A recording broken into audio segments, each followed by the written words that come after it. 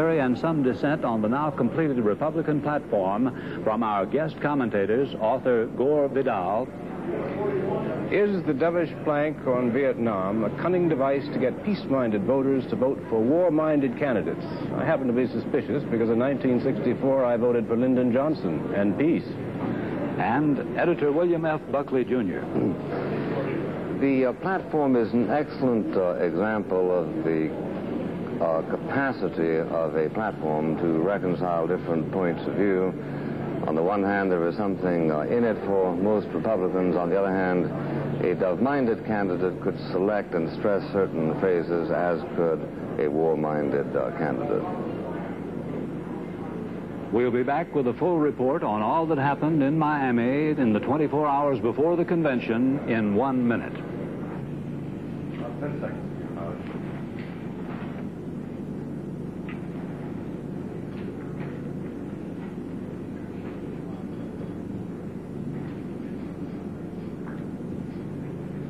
The Republican platform, completed early this morning and issued today, says that the Johnson administration's Vietnam policy has failed in every respect, and the Republicans now offer what is called a positive program for settlement based on self-determination, a course that will enable the South Vietnamese to assume increasing responsibility, but the Republicans will not agree to a peace at any price or camouflage surrender.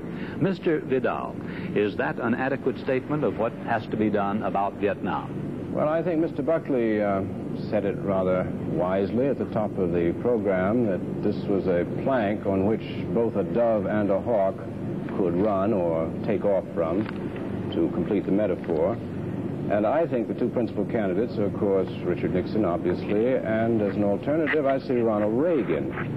And I would like to, as a public service, if I may, very briefly go through some of the positions that each of these men, just quotations that they have made, because I'm genuinely puzzled as to what they would do about the Vietnam War, and I think most people are puzzled, and certainly the platform hasn't been much help. Now, Ronald Reagan, I have 5 statements here that he's made in the last 5 years.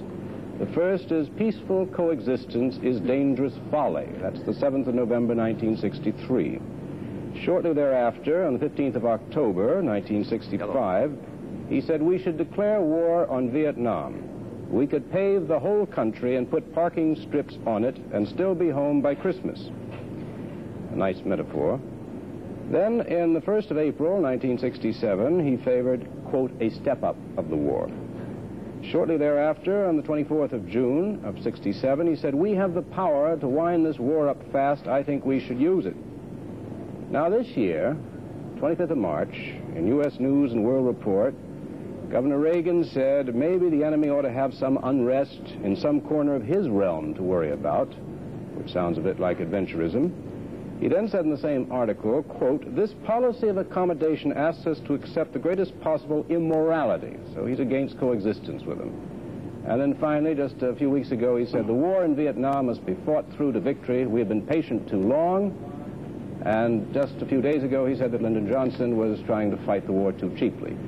Now, I'd like to ask Mr. Buckley, who is a friend of Ronald Reagan and has talked to him about the war, what will he do? Will he use ultimate weapons, or will he accommodate with the enemy? Well, I think that Mr. Reagan has made it a lot more clear than, for instance, President Johnson has done, concerning whom one could very easily produce a series of statements concerning the Vietnam War, which are, to say the least, at least as confusing as these. I think Mr. Reagan has been pretty well clear that he is prepared to leave alone any country in the world which itself is prepared to leave us alone. I remember his remarking his enthusiasm for a formulation by Senator Fulbright. Senator Fulbright said in 1967 in a highly quoted speech, however, the United States may despise as obnoxious the internal doctrines of any particular nation, we have no right to attempt to control or extirpate those doctrines unless there is an effort being made to export them. And this precisely captures the spirit of Mr. Reagan's foreign policy, and for that matter my own.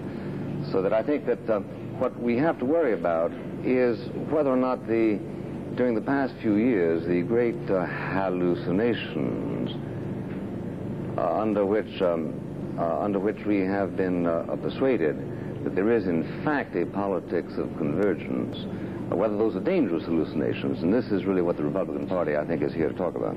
I think it's worrisome, however, a candidate who as recently as 2 months ago is talking about the dangerous folly of peaceful coexistence. One thing we have to remember, that there are more communists than there are us. We are a minority in the world, and I would think that a militant hawk who would like to embark us on other foreign adventures like Vietnam would be a very dangerous person to have. And apparently Mr. Richard Nixon is in agreement.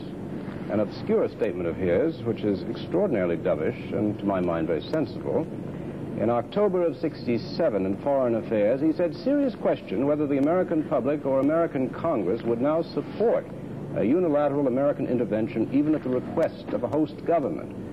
So apparently I would say that Nixon was going to have an extremely difficult time were people, pressures in his party, leading him into foreign adventures on the Vietnam. Mr. Buckley, well, I don't think any Republican, at least none that I can think of. This is a problem that Mr. Vidal will face more intimately in Chicago. I don't think any Republican is daunted by the mere fact of numbers. There are far more communists in the world than there are Democrats, far more than there are Americans. So far as we can tell, of course, the communists don't go in free elections, so it's difficult to stipulate the popularity of their regimes. But our force in the world is based on a leverage which is one part moral and one part technological. On these we rely very heavily. If I may make a point there, that if we have absolutely no moral right to be in Vietnam, I'm afraid we haven't got time to go into that in great detail, but we have absolutely forgot all morality when we did not live by the Geneva Accords.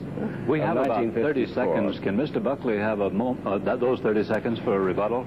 Well, I think that there's a lot of cynicism in any platform. For instance, there's one phrase that says, "Nor have we forgotten the Cuban people who still cruelly suffer under communist tyranny." What that really means is, nor have we forgotten to forget the Cuban people who still suffer under communist tyranny. This is, after all, a political convention, not a convention among tablet keepers.